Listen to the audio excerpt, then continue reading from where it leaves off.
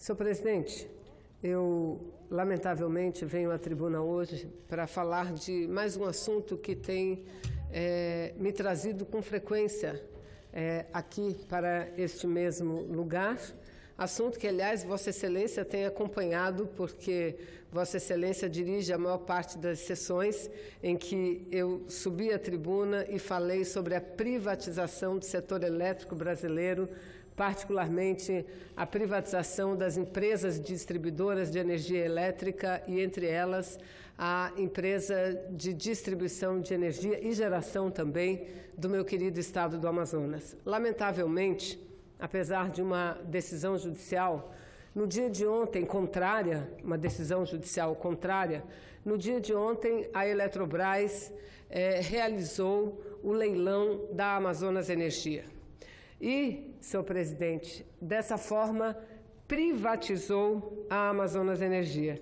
E eu digo isso lamentando, senhor presidente, lamentando profundamente, porque, primeiro, nem a Eletrobras, nem o Ministério de Minas e Energia tem claro qual é realmente o volume e o tamanho da dívida da Amazonas Energia. Uma dívida que vem de muito tempo, mas que cresceu significativamente nesse último ano. E cresceu significativamente, senhor presidente, porque houve mudança de regulação do setor promovida pela Agência Nacional de Energia Elétrica, que praticamente inviabilizou o funcionamento da Amazonas Energia. Alguns dizem que a dívida da Amazonas Energia chega a 22 bilhões de reais. Isso mesmo, 22 bilhões de reais. Outros dizem que não, que chega a 20 bilhões de reais.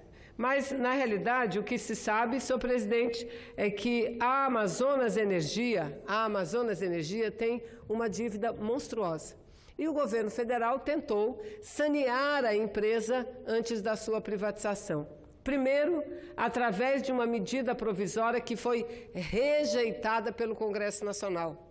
O Congresso Nacional não permitiu que tal medida provisória fosse votada. Segundo, o governo federal assinou um projeto de lei, editou um projeto de lei e fez tramitar no Parlamento em regime de urgência. Pois bem, o Congresso Nacional, o Senado em especial, rejeitou o projeto de lei que tramitava em regime de urgência. E sabe por quê? Primeiro, porque a maioria dos senadores e senadoras, como nós, foi convencida de que a Amazonas Energia não tem condições de ser privatizada. Porque como que vai privatizar uma empresa que é deficitária? Uma empresa que gasta mais recursos para gerar e distribuir a energia elétrica do que ela ganha com a distribuição e a geração. Como?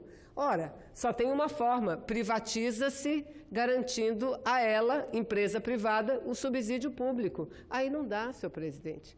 O setor público subsidiar empresa privada, porque subsidiar empresas privadas significa, primeiro, subsidiar algo que estará sendo gerido por uma empresa privada que não é pública. Segundo, estará subsidiando não apenas o serviço, estará subsidiando o lucro. O lucro, obviamente, porque nenhuma empresa privada atua no mercado, seja em que ramo for, sem que tenha lucro. E para as pessoas que nos escutam entender melhor qual a realidade da Amazonas Energia. A Amazonas Energia não é só uma empresa de distribuição de energia, não. Ela é uma empresa que distribui energia em todo o estado do Amazonas, mas é também a responsável pela geração de energia elétrica nos municípios do interior, com exceção de Manaus, nos municípios do interior. Grande parte, quase a totalidade, daqui a algum tempo, Coari sairá desse rol, mas quase a totalidade dos municípios do interior do Amazonas tem a sua energia gerada a partir do óleo diesel. Então, são sistemas de geração de energia isolados, que custam caro. E lá o sistema custa caro não só pelo que se gasta de óleo diesel, mas também para gerar efetivamente a energia, mas pelo que se gasta para levar o óleo diesel até aquele determinado município. Existem alguns municípios que o gasto de combustível para levar para o interior da embarcação é quase o mesmo do volume que a embarcação está movimentando e está transportando. Veja, essa empresa é que foi privatizada no dia de ontem. E veja, senhor presidente, apareceu um único comprador. Aliás, a torcida junto do Corinthians e do Flamengo já sabia que era esta empresa, a empresa Oliveira, em consórcio com uma outra empresa regional chamada Atem, que arremataria a Amazonas Energia. Porque essa empresa, em grande parte, já gera, do ponto de vista em contrato, energia em vários municípios do interior. Essa empresa também foi a que venceu o certame no estado de Roraima, a mesma que venceu no estado de Roraima. Agora, veja, não houve concorrência, não houve interessados, apenas esta empresa, o consórcio Oliveira Atem, é que participou e, portanto, venceu o leilão. E, por conta disso, senhor presidente, o consórcio que venceu o leilão, ele não apresentou, ele venceu o leilão com o lance mínimo, ou seja, não ofereceu nenhum desconto na tarifa do consumidor e deverá pagar à Eletrobras um valor simbólico de R$50 mil. Exatamente, R$50 mil. Aí, mais embaixo, a matéria diz o seguinte, que nós repetimos, não, que foi o que nos disseram em todas as audiências públicas, em todos os debates que participamos. Não, 50 mil é somente um valor simbólico, porque, na realidade, a empresa ela terá que aportar uma quantia em torno de 491 milhões de reais, imediatamente para melhorar a infraestrutura, sem falar que nos próximos anos ela deverá investir na expansão do setor mais de 2 bilhões de reais. Eu pergunto, aonde é que está esse compromisso escrito? Em lugar nenhum. Em lugar nenhum. E pergunta número 2, qual empresa privada que vai investir na expansão do segmento que ela não tem retorno? Qual? Não vai. Então, olha, quando a gente dizia, e nós temos a plena convicção do que dizíamos, que isso é um crime.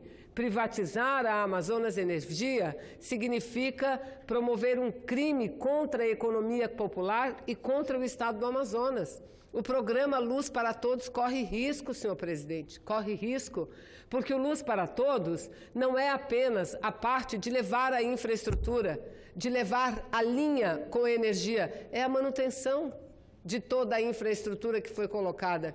É o abastecimento de energia que cada uma das comunidades tem que ter. Então, nós que somos da Amazônia, Vossa Excelência também, senador João Alberto, que, aliás, já governou o estado do Maranhão, sabe das dificuldades que enfrentam estados pobres e que vivem e que estão localizados em regiões tão longínquas do nosso país. Sabem o quanto os nossos estados ainda precisam da mão pública. Aí disse o seguinte, mas a empresa era ineficiente, quer dizer que num passo de mágica ela vai se tornar eficiente? É claro que não. Grande parte, eu até acho que poderia modernizar melhor a sua administração, a Amazonas Energia, mas em grande parte ela é deficitária porque o custo de geração, de distribuição é superior ao custo cobrado, inclusive superior à parcela recebida após o subsídio pago pelo governo federal. Mas o que é que estão fazendo? Privatizaram no dia de ontem, baseado numa nova medida provisória editada pelo governo e que deverá ser analisada pelo Congresso, que tomará posse no próximo dia 1º de setembro. Ou seja, editaram uma nova medida provisória para poder privatizar esta empresa. Por que fazer isso com tanta pressa? Por que não aguardar a posse do governo seguinte? E sabe o que determina a medida provisória? A mesma coisa que determinava o projeto de lei que foi rejeitado e a medida provisória anterior. Ela repassa o valor da dívida aos usuários, aos consumidores de energia elétrica do nosso estado, mas do país também. Ela repassa para os cofres da União essa dívida e vende uma empresa saneada por um valor simbólico de R$50 mil ao setor privado. Então, senhor presidente, eu não apenas lamento, mas eu quero dizer que nós continuaremos, os trabalhadores continuarão lutando para reverter essa barbaridade. Para reverter essa barbaridade, eu posso dar inúmeros exemplos. Vamos pegar outros exemplos muito mais simples. Vários trechos de rodovias do nosso país foram privatizadas. E nessas privatizações, nessas concessões, contratos foram assinados onde obrigações eram postas. Pois bem, muitas das concessionárias não cumpriram as obrigações. E o que faz o governo? Envia medida provisória, projeto de lei, para perdoar o não cumprimento dessas obrigações. E olha, eu aqui me refiro a um exemplo que diz respeito a trechos de rodovias que são rentáveis. Em relação à Amazonas Energia, é uma empresa, repito, deficitária, uma empresa problemática. E por isso é necessário que seja pública para que o nosso Estado possa ter a garantia não apenas da distribuição, do acesso à energia elétrica, mas a políticas como políticas de universalização. Lamento, senhor presidente, mas, enfim, Vossa Excelência está sendo bondoso comigo, até por conta da nossa situação. Se me permite, então, senador João Alberto, para concluir minha participação nessa tribuna, eu quero me referir ao caso que tem sido a principal matéria divulgada pela imprensa nesses últimos dias. Eu me refiro ao fato de que o ex-auxiliar do deputado federal, filho do presidente eleito Flávio Bolsonaro, ter sido pego pelo COAF através de uma investigação que não envolvia o atual deputado estadual Flávio Bolsonaro, mas o nome desse seu ex-auxiliar, Fabrício Queiroz, um policial militar, teve sua conta separada para a investigação em decorrência das movimentações atípicas. Um policial militar que movimentou durante um ano, praticamente de janeiro de 2016 a janeiro de 2017, em torno de R$ 1.200.000, segundo o COAF, uma movimentação incompatível com os seus recebimentos. E, posteriormente, se descobriu também descobriu-se também, senhor presidente, que as duas filhas desse policial militar, ex-assessor de Flávio Bolsonaro, assim como sua esposa, eram contratados no gabinete do deputado estadual. Aliás, uma das filhas, a sua esposa Márcia, e as suas filhas Natália e Evelyn também eram contratadas pelo gabinete, sendo que Natália teria sido exonerada no dia 15 do mês de outubro, teria sido exonerada do gabinete do deputado estadual e contratada no gabinete do próprio Jair Bolsonaro, presidente eleito do nosso país. E eu, senhor presidente, no meio desse episódio todo, eu quero dizer o que diz de forma muito clara o editorial do jornal Estado de São Paulo. Portanto, não pode haver nada mais isento do que o editorial do jornal Folha de São Paulo, que, aliás, dizem que sempre, com muita força, apoiou a candidatura do próprio Bolsonaro. O editorial é muito claro.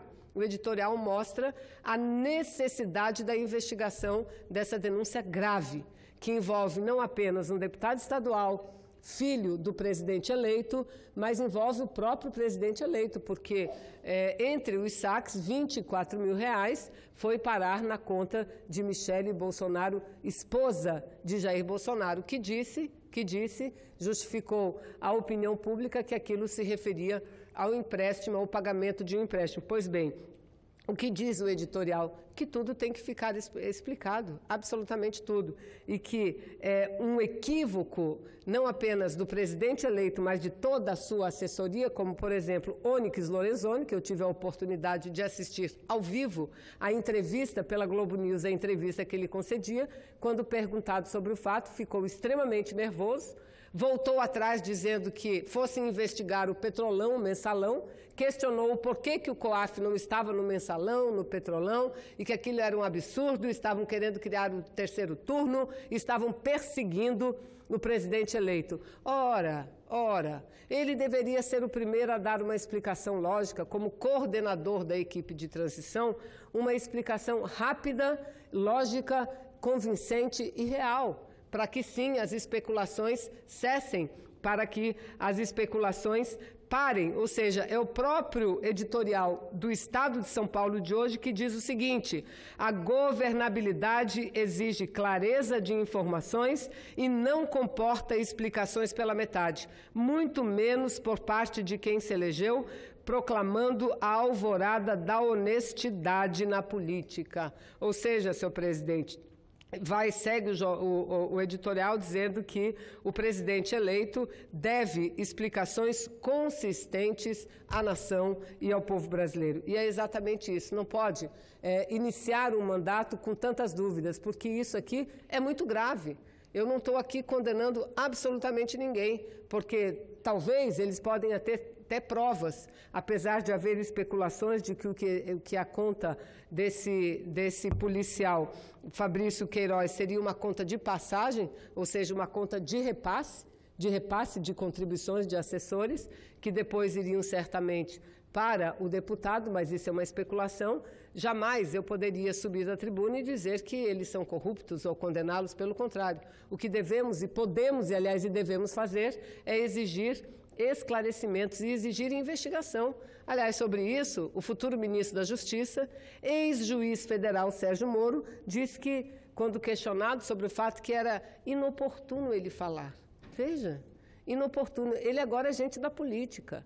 Ele não é mais gente da magistratura, ele é gente da política e diz que esse caso é inoportuno para ele comentar, quer dizer que oportuno, senhor presidente, oportuno era um juiz federal divulgar uma gravação de uma presidente da República com um ex-presidente, uma gravação ilegal. Então aquilo era oportuno, agora não. Mas mais, quando apertado, foi o que disse Sérgio Moro, o futuro ministro da Justiça, disse: não, o presidente já deu suas explicações, os outros têm que dar as suas explicações. Não, o que nós precisamos são de provas consistentes, como diz o próprio jornal O Estado de São Paulo. O próprio jornal O Estado de São Paulo, porque não pode, creio que é o próprio presidente eleito que não vai querer iniciar um mandato com tamanha mácula, com tamanha dúvida, com tamanha interrogação. Então, repito e quero pedir, senhor presidente, que Vossa Excelência insira nos anais da Casa, dentro do meu pronunciamento, todo o editorial publicado no jornal Estado de São Paulo do dia de hoje, porque eu concordo em gênero, número e grau. Ninguém pode condenar a priori ninguém, mas o que nós devemos e o que nós precisamos é de uma explicação concreta, uma explicação que esteja lastreada em provas e que mostrem a inocência, não só de Flávio Bolsonaro, deputado estadual, futuro senador da República, senador eleito que foi pelo Estado do Rio de Janeiro, mas também que envolve o próprio presidente eleito da República, Jair Bolsonaro. Obrigada, presidente.